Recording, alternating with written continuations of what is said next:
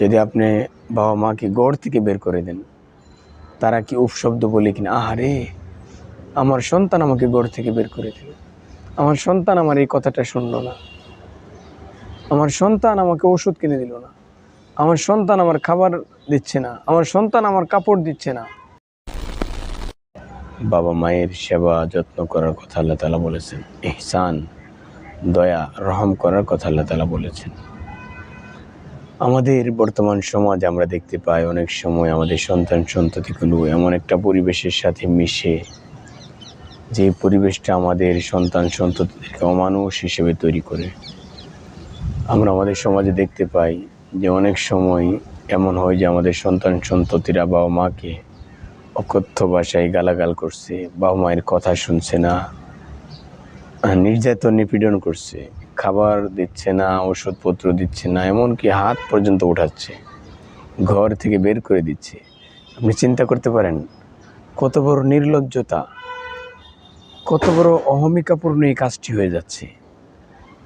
সে আল্লাহ তাআলার হুকুমটাকে একেবারে তুচ্ছ তাচ্ছিল্য মনে করছে, যেটা আল্লাহ তাআলা অর্ডার করেছেন যে আমাকে আমার হুকুম মানার পর তুমি তোমার বাবা মার সাথে সদ আচার আচরণ করবে, সুন্দর ব্যবহার করবে, ভালো আচার আচরণ করবে। কিন্তু আমাদের সমাজে অধঃপতন চলে আসতেছে যে আমাদের ছেলেমেয়েরা বাবা মাকে মূল্যায়ন করতে চাচ্ছে না, বাবা মাকে অনেক বেশি অবমূল্যায়ন তারা করছে। বন্ধুদেরকে যতটা কাছে নিছে, বাবা মাকে ততটাই দূরে ঠেলে দিচ্ছে তারা। আপনি চিন্তা করেন, একটা বন্ধু তাকে একটা কথা বলেছে, এই কথাটা রাখার জন্য সে কত উদ্গ্রীব হয়ে থাকে, কত পাগল হয়ে থাকে সে। কিন্তু বাবা মা যদি একটা কথা বলে, এই কথাটাকে সন্তানরা গুরুত্ব দিতে চায় না।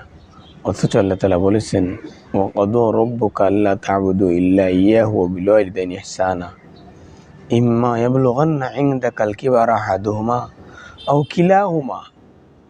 আল্লাহ তাআলা বলেছেন যে তোমার বাবা মা যদি বৃদ্ধ অবস্থায় পৌঁছে যায়, দুজন অথবা দুজনের একজনও যদি বৃদ্ধ অবস্থায় পৌঁছে যায়, তাদের সাথে এমন আচার আচরণ করিও না যাতে তারা উফ শব্দটা বলে, উফ শব্দটা যেন তারা উচ্চারণ করে, এমন কষ্ট দিয়ে তাদেরকে কথা বলো না। আপনি চিন্তা করেন, যদি আপনি বাবা মাকে ঘর থেকে বের করে দেন, তারা কি উফ শব্দ বলে কিনা, আহারে আমার সন্তান আমাকে ঘর থেকে বের করে দিল, আমার সন্তান আমার এই কথাটা শুনলো না, আমার সন্তান আমাকে ওষুধ কিনে দিল না, আমার সন্তান আমার খাবার দিচ্ছে না, আমার সন্তান আমার কাপড় দিচ্ছে না। আপনি চিন্তা করেন যে এটা আল্লাহ তাআলার কাছে কতটা তাড়াতাড়ি এই অবজেকশনটা চলে যাবে। জন্য সম্মানিত শ্রোতামণ্ডলী, সকলকে বলছি যে আমাদের সমাজ যে অধঃপতন, এটা আমাদেরই রোধ করতে হবে। আল্লাহ তাআলা আসমান থেকে এসে রোধ করে দিবেন না, এটা আমাদেরই করতে হবে। আমাদের সন্তানদেরকে ভালো পরিবেশে রাখতে হবে, ভালো ছেলেদের সাথে মিশার একটা অভ্যাস আমাদের সন্তানদের তৈরি করতে হবে। ভালো একটা শিক্ষা প্রতিষ্ঠান যেন আমার সন্তানরা যেখানে বাবা মায়ের সাথে কেমন আচার আচরণ হবে, আল্লাহ তাআলার পক্ষ থেকে কী হুকুম আহকাম রয়েছে, এগুলো যেন তারা ওখানে জানার একটা স্কোপ, একটা সুযোগ যেন তারা পেয়ে যায়, এটা আমাদের নিশ্চিত করতেই হবে। এরপরেও আমাদের সন্তানরা যারা এমন উদ্ভট আচার আচরণের হয়ে থাকে, বাবা মার সাথে খারাপ ব্যবহার করে থাকে, তাদের ব্যাপারে আল্লাহ তাআলার পক্ষ থেকে কঠিন থেকে কঠিনতর শাস্তির ঘোষণা রয়েছে। আল্লাহ তাআলা এই সমস্ত সন্তানদেরকে আল্লাহ তাআলার জান্নাতের সুঘ্রাণও দিবেন না, এত পরিমাণ জঘন্যতম অন্যায়। অথচ রাসূলুল্লাহ সাল্লাল্লাহু আলাইহি ওয়াসাল্লাম হাদিস শরীফের মাঝে বলেছেন, বাবা মা যদি আল্লাহ তাআলার কাছে দোয়া করে, সেই দোয়ার সাথে সাথে আল্লাহ তাআলা কবুল করে। এই দোয়াটার মাঝে কোনো পর্দা থাকে না।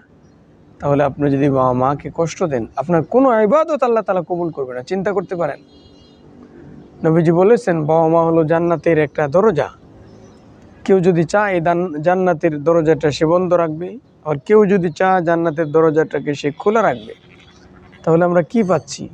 বাবা মার সেবা করার কারণে, বাবা মার মনকে খুশি রাখার কারণে, বাবা মার কথাকে মানার কারণে আল্লাহ তাআলা আমার জন্য জান্নাতের দরজাকে খোলা রেখে দিবেন। সুবহানাল্লাহ। এই জন্য সম্মানিত শ্রোতামণ্ডলী, সকলকে অনুরোধ করছি, আমাদের যাদের বাবা মা রয়েছে, এই বাবা মার সাথে অবশ্যই উত্তম আচার আচরণ তাদের সাথে আমার করতেই হবে, অবশ্যই আমাকে করতে হবে। বাবা মার সাথে খারাপ আচরণ করে নামাজ, রোজা, হজ, জাকাত, অনেক দান খয়রাত আপনার কাজে আসবে না।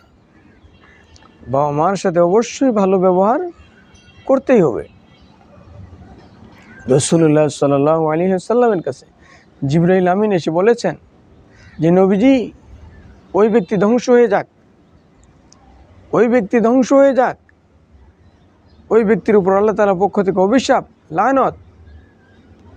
রাসূলুল্লাহ সাল্লাল্লাহু আলাইহি ওয়াসাল্লাম বলেছেন যে তার কি অপরাধ, যে তার অপরাধ হলো যে তার বাবা মাকে পেল অথচ সে সেবা যত্ন করে জান্নাত অর্জন করতে পারলো না।